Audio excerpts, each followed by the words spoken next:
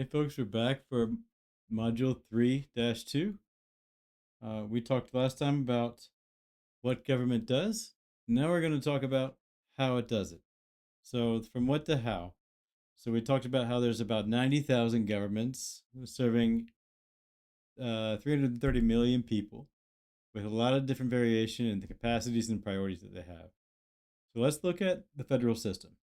The division of labor among the three governments laid out in our constitutional framework. The federal government, it has the powers explicitly granted to it by the Constitution: national defense, interstate commerce, currency.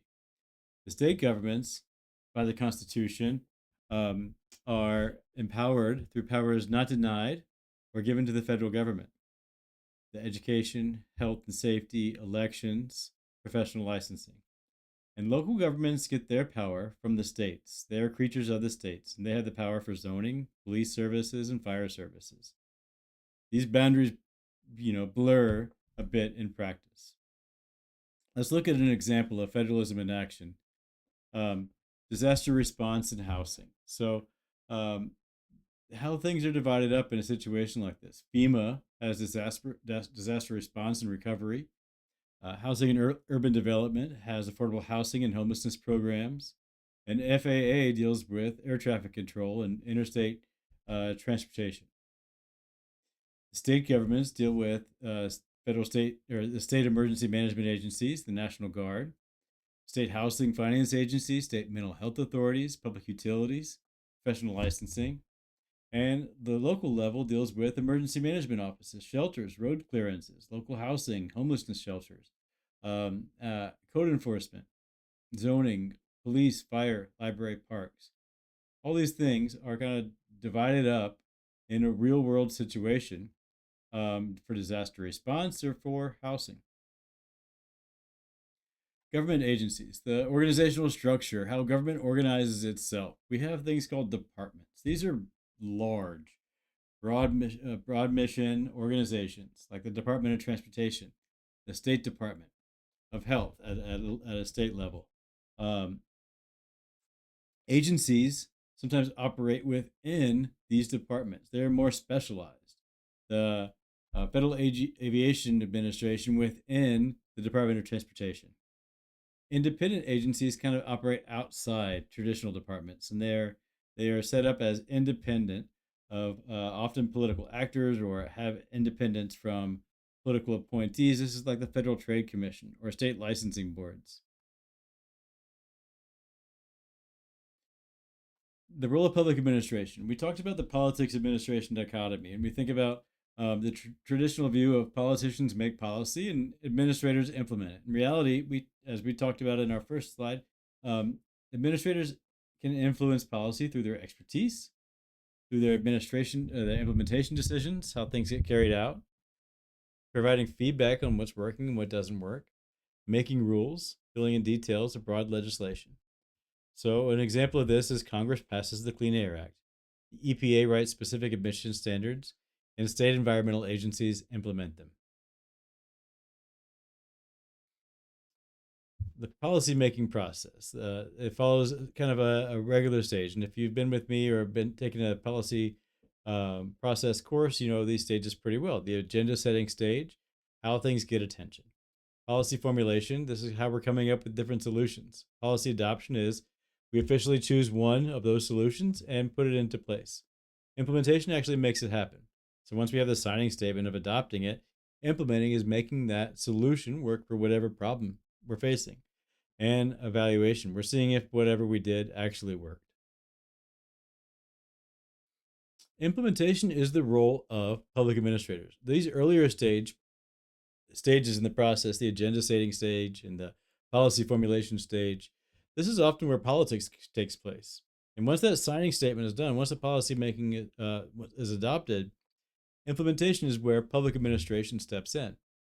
And this is where good policies, no matter how great they look on paper, no matter how politically feasible they were, or how much the public liked it, this is where good policies might fail. And this is due to resource constraints, coordination problems. We talked last time about how difficult it is to coordinate such a complex system of organizations and governments, resistance to change, technical challenges, and political opposition. Another way this public administration works here is through fiscal management, budgeting, budget preparation, budget adoption, budget execution, and budget monitoring. Uh, this all takes place throughout the year, throughout the cycle, and it is one of those things that you have to budget to be able to implement policies, to carry out goals, to meet mandates, to accomplish whatever it is that the public is wanting to have done. So agencies, advocates, and the public are all competing for this money that is being budgeted.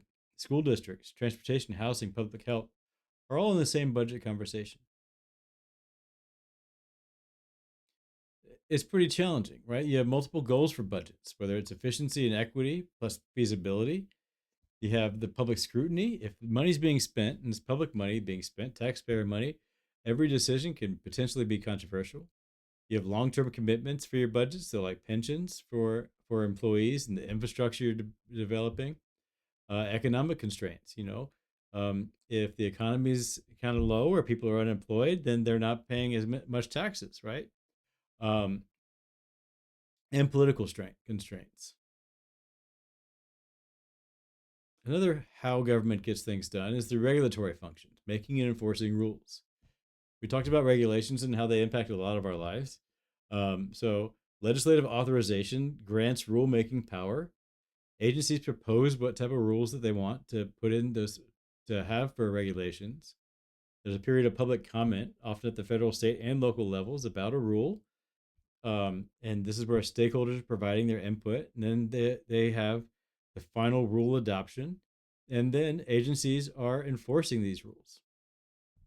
You could think about this simply as, a speed limit. I used this example before when it came to kind of politics, administration, economy, but um, you could have legislation authorization to build a road, and then a rule is proposed that that road is going to have a 65-mile-per-hour speed limit. There's a period of public comment somewhere about the road and about, speed limit safety, I guess. And the final rule, a speed limit sign with 65 miles per hour on it, is put into place, and agencies are going to enforce that. The police agency will enforce the 65-mile-per-hour speed limit and ensure compliance and impose penalties for violations. You can see a couple other examples here around public safety and about public works. One thing that the government does, or how it's doing it, is through its public service delivery models, right? We talked about indirect and direct service provision. This is kind of a delivery model, right? Direct government provision, contracting out, that indirect grants and partnerships, and then regulation. Digging deeper into the contracting process, we can think about government is buying goods and services. It identifies its needs and develops specifications, advertises opportunities, receives proposals, evaluates those proposals, and awards a contractor, negotiates the contract, and then the government has to manage the contract award winners' performance and payments, and then review the results. There's common problems around contracting. So, unclear specification may lead to disputes between the grantor and grantee, the contractee and contractor. The lowest bidder isn't always the best performer. Monitoring costs, like the cost of actually ensuring that the contractor is doing the work, can sometimes exceed the savings of just doing it in house directly. There's political pressure that influences decisions about which contractor gets selected or what we're going to do or how much money is being spent. And you're also shifting that institutional knowledge about how to effectively run a program from the government itself to indirectly to a contractor.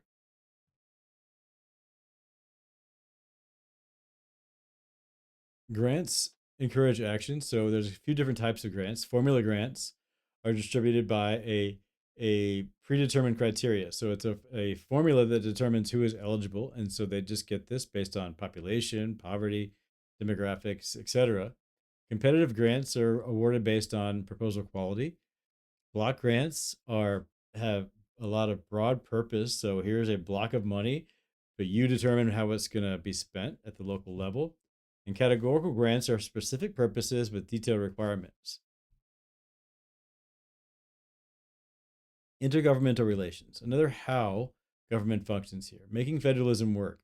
We talked about the different roles of the federal, state, and local government. So the coordination mechanisms, there's formal coordination, intergovernmental task forces, interstate compacts. There's informal coordination through networks and information sharing and training. And then there's financial coordination, the grants that we just talked about. Intergovernmental relations in a disaster response. So, a real world coordination example, you have multi agency emergency operations centers. There's FEMA's response coordination center, state emergency operations centers that are activated, urban area fusion centers that are all working together. All of these kind of share information, weather service around and local national services, local services, mutual aid agreements among fire agencies and EMS agencies, um, a number of different information sharing activities are going on.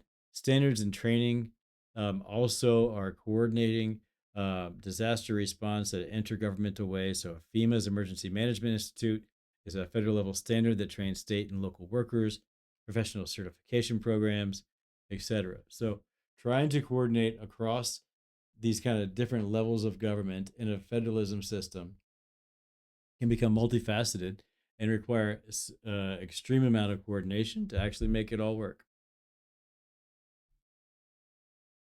The challenges that face us when we're trying to accomplish our goals, where governments can sometimes struggle, is the complexity. We've talked about this before. Resources, there's never enough money, time, or staff. Politics, there's electoral pressures, partisan disagreement. Accountability, trying to balance the oversight with being efficient. Adapting to new problems, so change. And expectations. The public demand the government, a lot of the government. And when the government fails, the public has a lot to say about it. And we talked about the difference between public and private. Private organizations are going to face a lot of these challenges too. Trying to encourage better government functioning and thinking about performance. What really does work is clear goals, clear metrics, adequate resources, good leadership, effective leadership, good information systems for decision making, engagement by stakeholders who are affected by the decisions, and continuous learning, the ability for government to adapt based on experience. Technology and government functions. This is, technology is just rapidly advancing. It has been since, the beginning of time. And so government is, you know, drastically affected by technological advancement through its service delivery, through transparency, through efficiency, um, um, it, the way that it is using technology to efficiently provide services and goods. Emerging trends in government functioning, the how of government, network governance.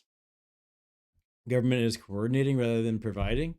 Data driven decision making using big data and analytics to improve performance. Citizen engagement, allowing more and more citizens to provide input, feedback, and become a throughput mechanism with government. An agile government, adapting to changing needs, and equity and inclusion, ensuring that services reach all communities.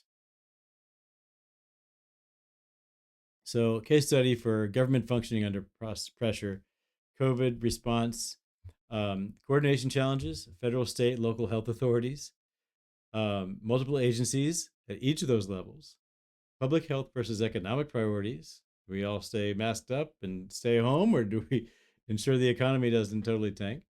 Changing science and guidance. This was happening on the fly. Every day it was kind of a new expert coming out saying what we should do next. Public health impacts, hospital surges, contract tracing, vaccine distributions, mental health, substance abuse services, school closures, remote learning, childcare collapse, administrative innovations, online permitting, online licensing, temporary outdoor dining and street closures, expanded eligibility and continuous enrollment, hybrid remote special service delivery modules, even healthcare now being telehealth, right? This kind of a lot comes out of this kind of innovations forced by the crisis. But you see that, when such a crisis happens, that it really touches on everything that we've discussed in this class, that the complexity, the multifacetedness, the intergovernmental relations, and the coordination problems. Not to mention accountability, and the ensuring that efficiency and equity and effectiveness are all balanced.